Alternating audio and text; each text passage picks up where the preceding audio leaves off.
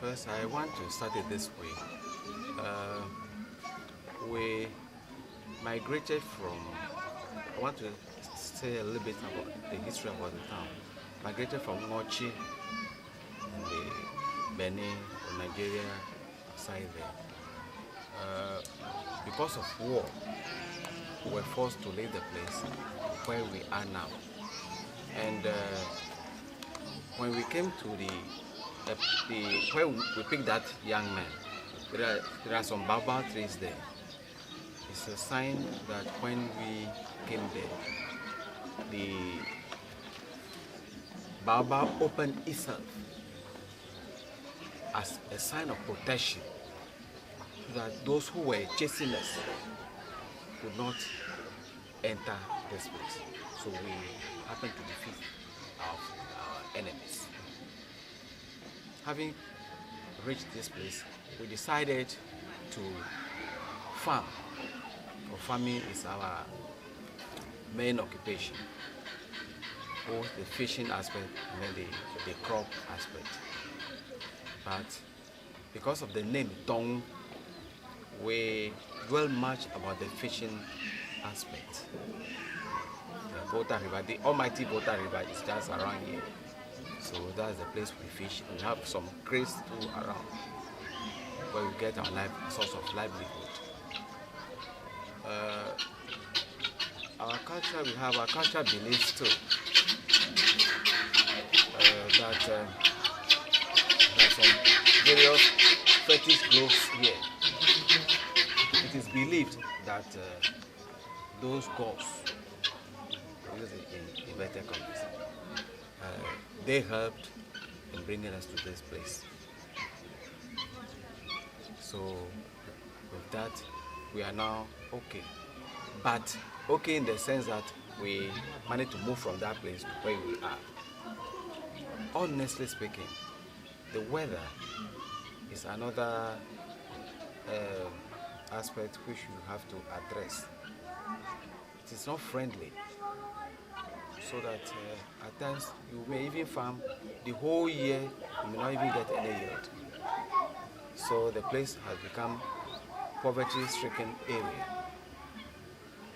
So majority of the people, because we are fishermen, they move from here to the upstream, that's Akosombo Yeji side.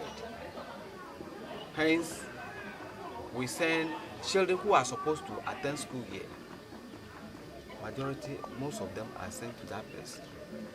And unfortunately, they don't even go to school. They are used as, I would say, apprentice or maids for boat owners. So that because I don't have money, I may need some small thing from that boat owner or that fisherman. He comes at a year and gives me about 500,000 cedis or 200,000 cedis, and I'm okay. Whether the child goes to school or not, that's not my business. Even though it is my wish that the person should go to school, but because the pocket cannot pay, the financial stand is not good, the child is left at the mercy of the fishermen.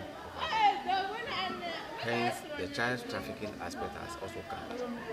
And early in the morning, here, those who remain, the children, they have to send firewood to the nearby town, Sukakopa, before they can even make a living. I said earlier on, the weather is not friendly. So, you see them, they go by 7:30, then they come. Some prepare before going to school. So you can tell you it's a 3-kilometer walk. So when they come, you go to the classroom, you are already exhausted. How do you learn? So that's some of the problems we're facing here. So with that, you may even be dozing in the classroom when the teacher is seriously teaching or busy teaching. So we've seen that that has made a whole lot of people, or host of people, not to attend school or climb the academic ladder. And we feel it's doing more harm than good with the community. Looking at the nature of our buildings here, that alone will be portray the town itself. So we feel there is a need for people to go upstream and help bring something so that we can also put up 1 or 2 buildings, nice buildings for people to stay in. I was interested in asking what proportion of the children stay and what proportion of the children have to go? Honestly speaking, we have about two-thirds of the population of the children going out, that is moving upstream. As to, of course, we normally term it Akosumbo, Yeji, yes, and Abutuase and Pando in Pando Toko area. Then a third remains in town. So the third in town, what they do is, as I said earlier on, they carry firewood early in the morning. It is just unfortunate. I would have captured that aspect too. Early in the morning, around 5:30, you see them carrying firewood to sugar company. So when they come, the small thing they get, they use some to buy fish or food to support the family. And then before they even go to school. So when they go to school, some of them, you see them dozing in the classroom. It's only a handful of them who are really serious. So the children who go upstream, when do they come back? How old are they when they come back, or don't they come back? Okay, some normally we force them to come back because of this child trafficking law. So when some reach about 18 to 24 years, yes, before they come back, and you can just imagine such a person going to class 1, 18 or 20, 24 years going to class 1. Meanwhile, those who are here 6 years, they have to be at class 1. 6 years matching with 24 grown-up child. You can just imagine it. He will not feel comfortable even in the classroom, because some will be teasing him. Oh, at your age, you are more or less a father coming to join me here to learn. But once they are determined. So how do you see the future of the village if many of the children go away and come back and they can't read and they can't write? Honestly, education is the bedrock of every society or community. So the future of the village, I would say, is bleak. We don't have any bright future. So if I was to ask you maybe for 3 wishes, what would your 3 wishes be? Practical wishes, not I wish for money, I wish for health, I wish for time, but practical things that could make a difference. The practical aspect here is, 1, the education. And with education too, I'll highlight on library, where people can just sit. Those of us who have already gone to school will be teaching them how to go about learning at the library. And then the classroom too. You can just see the dilapidated nature of the classroom block. So with that, even it's a shame at times when you go there, when the rain is about to fall, people have to go to their various houses. That is one. Then the other aspect too is we normally think farming is a curse, or farming is meant for people who have not attended school. I want that aspect to be encouraged or to be promoted. so that we see that that is the area we get our food stuff, that is the area we get life, because life comes from food. The third aspect will be the promotion of our language. God, in His own wisdom, has seen that there is a need for us to speak our local language. People, when they travel outside, then they tend to forget their mother tongue, which is really serious. Personally, I feel we have to address that issue. You said that your town was founded by people from Nigeria. So when you talk about mother tongue, are you talking about Nigerian language? No, we're talking about the Ebe language. How long ago was the village established? This will be over 500 years. Yes. Over 500 years. And how has the village changed in the past 50 years?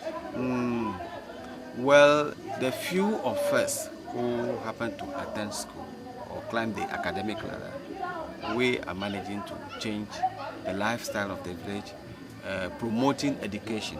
There is a school building there, which is put up by one of the inhabitants of this place, which is a clear testimony that we have education as our bedrock. So I'm trying to understand that this is an extremely poor area. So you, for 500 years, have been surviving, but unable to build on that and move forward. The time, even though you asked a short question, I will elaborate. The time we came here, by that time there was nothing like the Akosobo Dam and what have you. So we're having the flooding period, normally from July, August to September. And during that time, you get your bumper harvest, that's the fish aspect. Then the flood to fertilized the ground. So you can even, it promoted vegetable farming too. But because of the dam, the Akosobo Dam, this time there is no bumper harvest, the soil too is not fertilized because there is no flooding. So we are really hot. But all the same, God, I would say, has created the land, so it depends upon how you use it.